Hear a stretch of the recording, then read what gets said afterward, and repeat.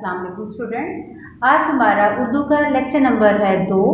पहला लेक्चर में मैंने आपको उर्दू ए पढ़ाया था और नज़म पढ़ी थी हम लोगों ने नात मुकम्मल कर ली थी। आज लेक्चर 2 में मैं आपको उर्दू बी पढ़ाऊंगी। बोर्ड पर आप लोग देख रहे होंगे उर्दू बी लिखा हुआ है और जो चीज़ें हम लोगों ने पढ़नी है वो मैंने सारी लिख दी हैं। सबसे पहले है आपका मुकालमा मरीज और तबीब के दरमियान। ये मुकालमा आपके क़ायदे इंशा में है। सबसे पहले मुकालमे की तारीफ बताती हूँ मैं आपको। मुकालमा दो या दो से ज़्यादा आदमियों की बातचीत को कहते हैं। इस बातचीत या गुफ्तगू के कई पहलू होते हैं। इसी गुफ्तगू से हम एक दूसरे से अपने दिल की बात पहुँचाते हैं और एक दूसरे के ख्यालात से आगाह होते हैं। मुकालमे में गुफ्तगू का अंदाज ऐसा होना चाहिए कि बात से बात खुद ब खुद निकलती चली जाए। एक ही बात बार बार दोहराने से भी गुफ्तगू में फीकापन आ जाता है। ज़ुबान का इस्तेमाल जो है वो आसान होना चाहिए। जिस कदर हम रोज़मर्रा के मुताबिक ज़ुबान बोलते हैं वो इतनी ही मौसर होती है।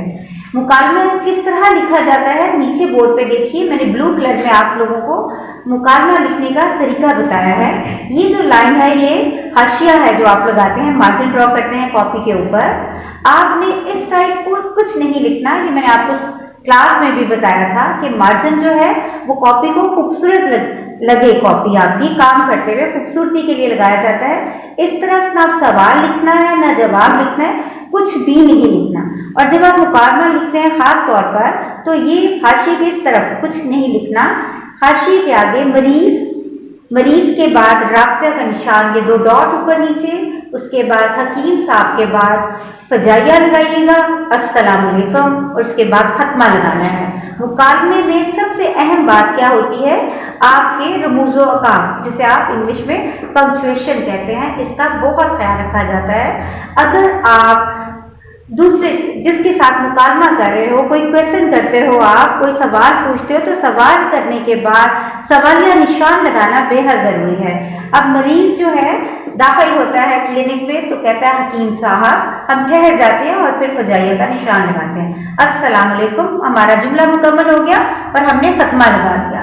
उसके बाद डॉक्टर के बाद फिर हम राब्ते का निशान लगाएंगे वालेकुम अस्सलाम यहाँ तक और फजाइया का निशान फिर लगाएंगे तशरीफ रखिए। अब उसका मुकालमा मुकम्मल हो गया और खत्मा का निशान हो गया। नेक्स्ट लाइन फिर मैंने एक और लिख दी ताकि आपको मालूम हो जाए। मरीज हकीम साहब कहकर फिर ठहरता है और फिर फजाइया का निशान, तशरीफ रखना ही तो मुश्किल है। अब इसका जुमला मुकम्मल हो गया।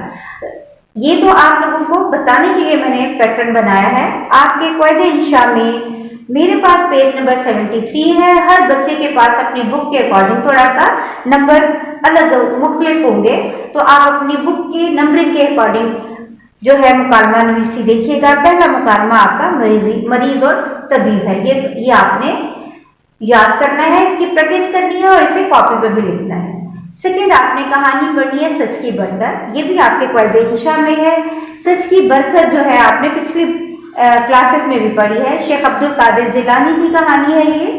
बॉयज 8 क्लास में मैं कोशिश करती हूँ आप लोगों के लिए कि आप कहानी को 1 से 2 बार पढ़ें और उसके बाद तीसरी बार से बुक बंद कर दें और आप उसको रफ पेज पे लिखिए। जो भी आपने पढ़ा है उसे खुद से अपने अल्फाज में लिखिए तो वो कहानी खुद ब खुद बन जाती है। इस तरह से आपको लिखने की आदत भी हो जाती है। सच की बरकत की प्रैक्टिस करने के बाद आपने इसको अपनी नीट कॉपी पर, जो स्कूल की कॉपी है, उस पर आपने लिखना है और जब आप आएंगे तो मैं आपका ये काम चेक करूँगी। फिर है मुतज़ाद आपके आगाज से शाम तक आपकी बुक पढ़ी है। ये क़ायदे इंशा में ये आपने पढ़ने याद करने हैं, ये आपने लिखने नहीं है, ये सिर्फ याद करने हैं। इसी तरह मुहावरात है आबरू रखना से आबुदाना तक, ये भी आपकी बुक के अंदर है, आपने इसको याद करना है। ये तो आपका सारा काम हो गया। अब आ जाते हैं ग्रामर के दूसरे काम की तरफ। इस्म की इक़साम बालिहाज मायनी। कितनी इक़साम है? ये है 4। इस्म अलम, इस्म ज़मीर, इस्म इशारा, इस्म मासूल। मैं फिर दोहरा देती हूँ। इस्म की इक़साम बालिहाज मायनी कितनी है? 4 है। नाम क्या है? इस्म अलम, इस्म ज़मीर, इस्म इशारा, इस्म मासूल। सबसे पहले हम क्या करते हैं, इस्म अलम की इक़साम को पढ़ते हैं। सबसे पहले है इस्म अलम। वो इस्म है जो किसी शख्स के खास नाम को जाहिर करे, जैसे शायर मशरिक, गालिब, مٹھو ابن قاسم شمس العلماء۔ اس کے بعد اسم کی اقسام ہے، یعنی اسم علم کی اقسام ہے یہ خطاب، لقب، تخلص، کنیت اور عرف۔ یہاں سے اس میں علم کی اقسام پڑھیں گے۔ اس میں علم کی کتنی قسمیں ہیں؟ 5 ہیں۔ ان کے نام خطاب، لقب، تخلص، کنیت اور عرف۔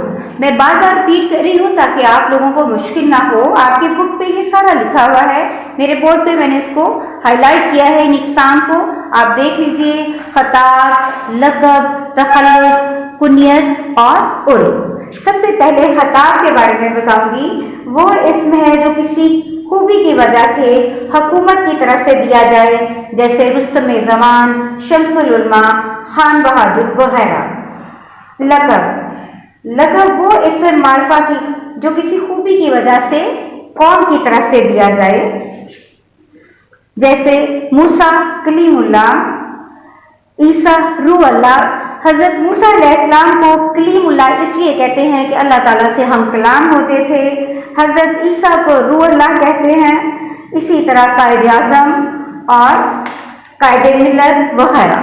تخلص وہ مختصر نام ہوتا ہے جو شاعر اپنے نام کے علاوہ ایک چھوٹا نام اپنی شاعری میں استعمال کرتے ہیں، اپنے اشعار میں ان کا ذکر کرتے ہیں، جیسے ابراہیم ذوق جو ہے تخلص ہے۔ اسد اللہ خان غالب جو ہے وہ تخلص ہے۔ الطاف حسین حالی جو ہے وہ تخلص ہے۔